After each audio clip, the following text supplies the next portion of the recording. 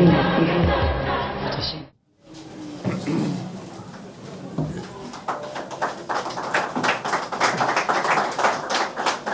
Merci.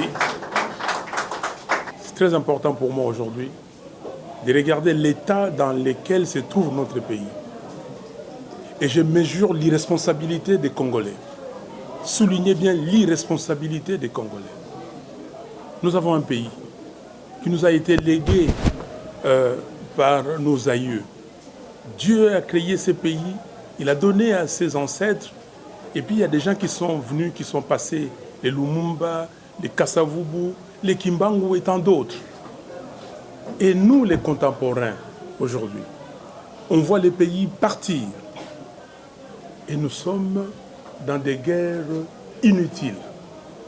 On s'invective.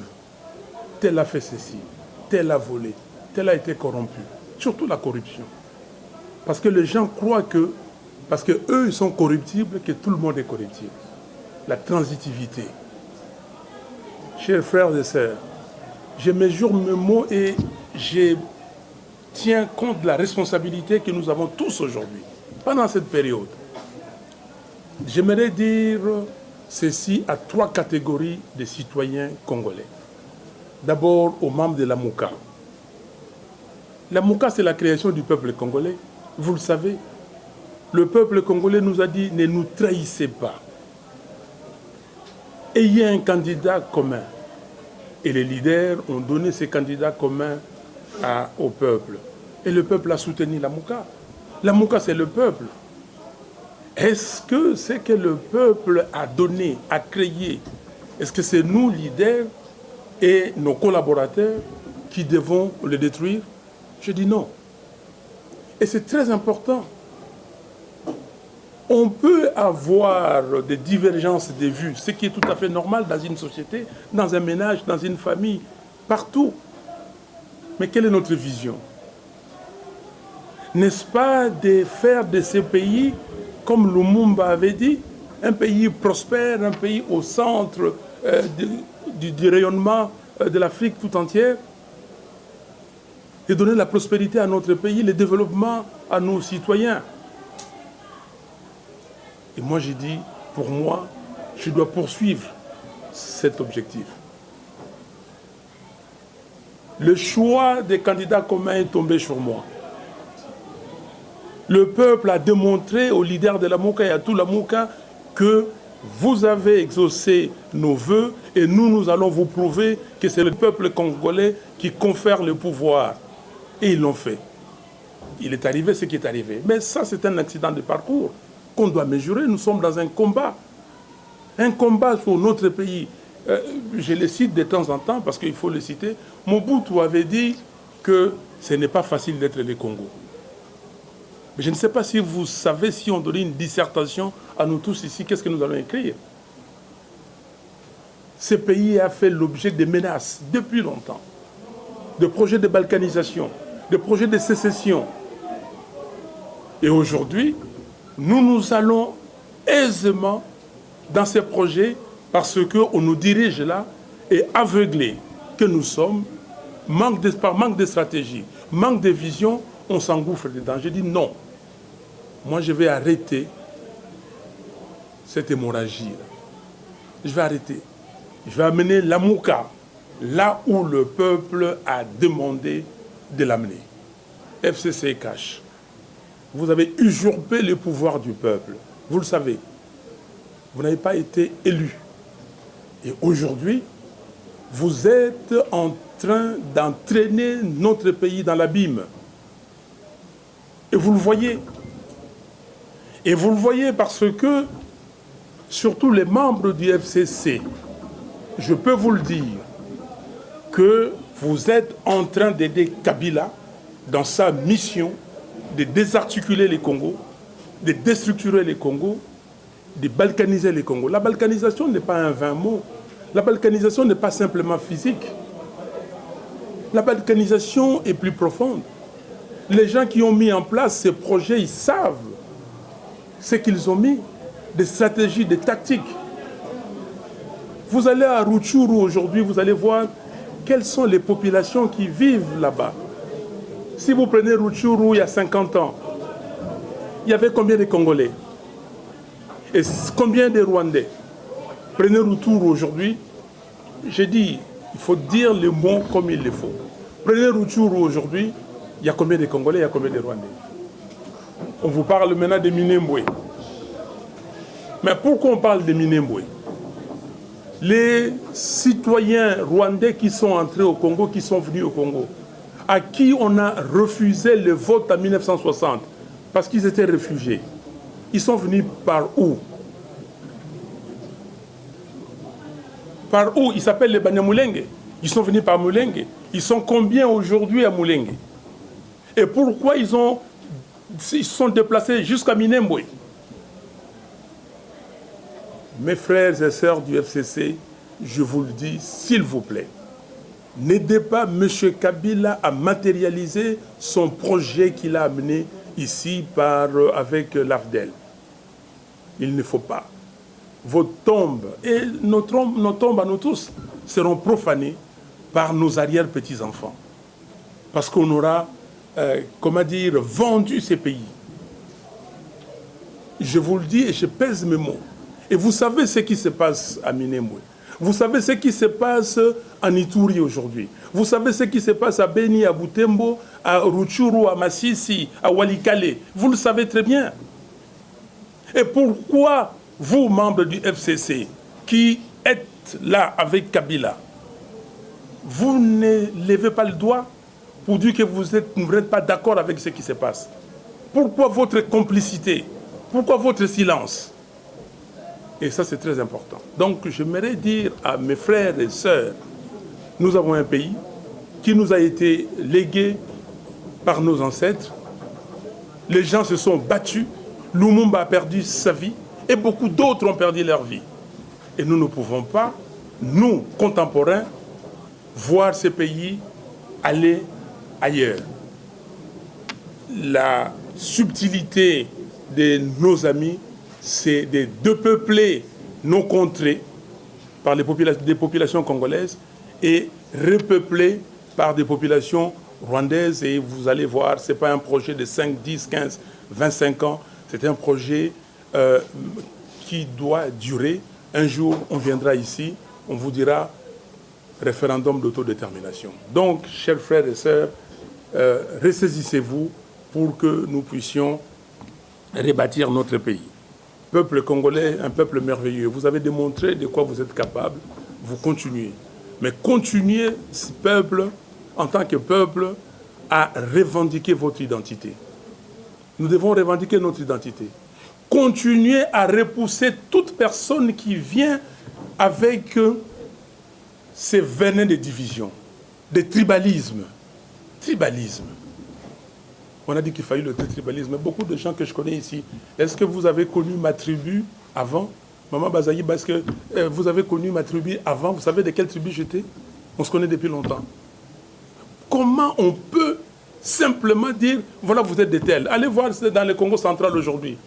Ils avaient dit les nés Congo, les nés Congo. Maintenant, ils commencent à dire qui sont Lungwana, qui sont les gens de Lukaya, qui sont les gens de Cataract, qui sont les gens de Bas-Fleuve. Vous pensez que c'est sérieux, ça? Vous pensez que c'est sérieux? Qu'on vienne vous instrumentaliser aujourd'hui, peuple, arrêtez cette affaire. Le tribalisme n'existe pas. Et je cite encore Mobutu, s'il nous a laissé une chose et une seule, c'est l'unité nationale. Et Kolobo Moko. Et nous devons travailler. Donc, peuple congolais, des gens qui viennent vous parler du tribalisme, rejetez-les parce que ce sont des gens instrumentalisés sans qu'ils le sachent pour que Kabila et ses amis continuent à passer dans leur projet de balkanisation. L'élite congolaise a totalement déçu. L'élite congolaise a démissionné. L'élite congolaise, où est l'élite? Où est l'élite? On parle de Minembwe. Où est l'élite congolaise? Des gens qui étaient ici formés par les cardinals Maloula. Où est l'élite congolaise? La succession. L'élite congolaise. Il y a des gens chez eux qui travaillent, qui organisent des sessions de formation, des sessions pour expliquer aux gens ce qui se passe. Dieu merci que nous avons le docteur Mukwege. Dieu merci. Et je remercie l'Éternel pour ça. On ne peut pas laisser tous les combats à un seul individu. On ne peut pas laisser les combats à un seul individu. Où est l'élite congolaise pour nous parler des rapports mapping? Pourquoi on ne parle pas des rapports mapping? Journalistes congolais pour parler des rapports mapping. J'ai suivi hier sur Radio France Internationale dans l'émission géopolitique les rapports mapping. Comment les Occidentaux maîtrisent ces rapports? Est-ce que nous maîtrisons ces rapports? Est-ce que nous tous nous avons lu ces rapports? Est-ce que nous connaissons les 617 cas de violations, d'exactions, d'atrocités contre les Congolais? L'élite congolaise, ressaisissez-vous. Il ne suffit pas de penser que parce que vous allez gagner $2000, 3000, 5000, vous avez la possibilité de vous faire cet argent et que la vie se limite par là. Non. La vie, c'est 90 millions de Congolais. Le Congo n'est pas la ville de Kinshasa. Le Congo ne se limite pas à 10 000 km² de Kinshasa. Le Congo, c'est les 2 345 460 km². L'élite, je répète encore, ressaisissez-vous. La société civile, faites un travail intéressant, mais ne soyez pas partisans. Ne soyez pas partisans parce que quand c'est la personne que vous aimez et que vous soutenez, vous vous taisez. Et aujourd'hui, je ne comprends pas. Je ne comprends pas le silence de la société civile sur ce qui se passe à Minembwe. Je ne comprends absolument pas. Je ne suis pas, moi, de l'opposition républicaine ou tout ça. Je ne comprends pas comment est-ce qu'aucun membre de la société civile n'a pas encore demandé la démission de M. Rouberois. Je ne comprends pas. Je ne comprends pas. M. Rouberois n'a pas sa place. Il n'a pas sa place dans ce gouvernement, même s'il est illégitime. Il n'a pas sa place pour désarticuler les Congos. Des gens ont perdu leur vie ici. Et quelqu'un vient s'amuser de nous. Et nous sommes Congolais. J'entends les gens dehors, là-bas, crier. Mais vous criez pourquoi? Votre voix, ça sert à quoi? C'est le moment de se battre. C'est le moment de se battre pour défendre les intérêts de ce pays. Vous avez des gens que vous envoyez en Europe, aux États-Unis, étudier, avec des bourses. Et ces gens ont des passeports congolais, mais ils ne parlent aucune langue du Congo. Et vous trouvez ça normal? Et vous vous taisez ici? Vous dites que moi je suis tel, moi je suis tel, je combats Fayoulou, vous le combattez pourquoi? Vous le combattez pourquoi? Parce que, comme me disait Etienne Tshisekedi, on vous distrait, vous voulez les masolos, et c'est ça les masolos qu'on vous donne, surtout vous les journalistes. Chers amis, regardez-moi en face, j'aurai 64 ans dans 2 mois, ok? Il n'existe personne sur cette terre des hommes qui m'a donné 1 franc indûment. Il n'existe pas, il n'existera jamais. Je peux lever la main et vous le dire ouvertement. Googlez, je peux vous donner les pays, tous les pays où j'ai travaillé. Demandez, je pouvais être millionnaire aujourd'hui. Si je ne le suis pas, parce que je crains Dieu. Communauté internationale, je vais la diviser en 2. La première, c'est les Occidentaux. Appelons-les comme ça. Je leur dis, Occidentaux, vous avez vu que vous étiez dans l'erreur totale. Vous avez soutenu cette coalition FCC Cash, qui n'a pas gagné les élections. Et aujourd'hui, vous devez vous rendre à l'évidence qu'ils ne peuvent nous... Donc les gens, les membres de cette coalition ne pourront nous mener nulle part. Le pays sombre. Vos concitoyens payent leurs impôts. Et ces impôts servent en partie à financer vos projets de coopération. Mais n'est-ce pas, vous avez dit, nous ne voulons plus d'aide, mais nous voulons le commerce. Les Américains, ils ont dit ça. Comment nous pouvons nous développer tout le temps avec les aides? Il y en a qui se targuent en se disant, oui, mon pays met chaque jour qui passe $1 million dans ces pays. Mais mon pays, le Congo, peut se faire 100 fois plus que ça tous les jours. Vous avez compris que vous êtes dans l'erreur et nous vous demandons, et je vous demande, s'il vous plaît, de vous ressaisir. Monsieur Félix Tshisekedi ne nous amènera nulle part. Il est incapable d'amener ces pays là où nous voulons l'amener, où le peuple veut qu'il aille. Et vous le constatez. Personne d'entre vous n'est dupe, mais vous ne voulez pas le dire aujourd'hui. Je vous demande de prendre des décisions, de nous aider à sortir de cette crise. Il y a des solutions. Nous avons parlé dans la déclaration de la MOUCA, nous voulons des réformes institutionnelles, notamment au niveau de la loi électorale et de la commission électorale. Nous avons besoin de ces réformes le plus rapidement possible pour aller aux élections. On ne peut même pas attendre 2023 parce que ça, c'est faire souffrir le peuple congolais. C'est la rentrée des classes aujourd'hui. On a parlé de la gratuité de l'enseignement. La communauté internationale, vous avez dit, oui, on voit quelques lueurs d'espoir parce qu'il y a la lutte contre la corruption. Je vous pose la question, M. Kamere est où? Est-ce qu'il est toujours en prison? M. Kamere, on a parlé de 66 millions de dollars. Il a déjà restitué combien? Le projet de 100 jours, plus de 400 millions de dollars. L'équipe technique qui travaillait avait pris 5%. Et les 5%, certains d'entre eux avaient dit qu'ils pouvaient remettre. Est-ce qu'ils ont déjà remis? Est-ce que vous avez vraiment un état de droit où il y a la justice maintenant? Est-ce que les cachots de l'ANR sont fermés? Communauté internationale, ressaisissez-vous. Communauté internationale, partie africaine. Les pères de l'unité africaine, de l'Union africaine, en 1963, quand ils ont créé, ils avaient une vision pour ces continents. Et nous avons besoin des continents. Nous avons besoin de vous en tant que frères et sœurs. Ne laissez pas les Congos. Ne pensez pas que les Congos démantelés, c'est une solution pour l'Afrique. La charte de l'Union africaine est très claire.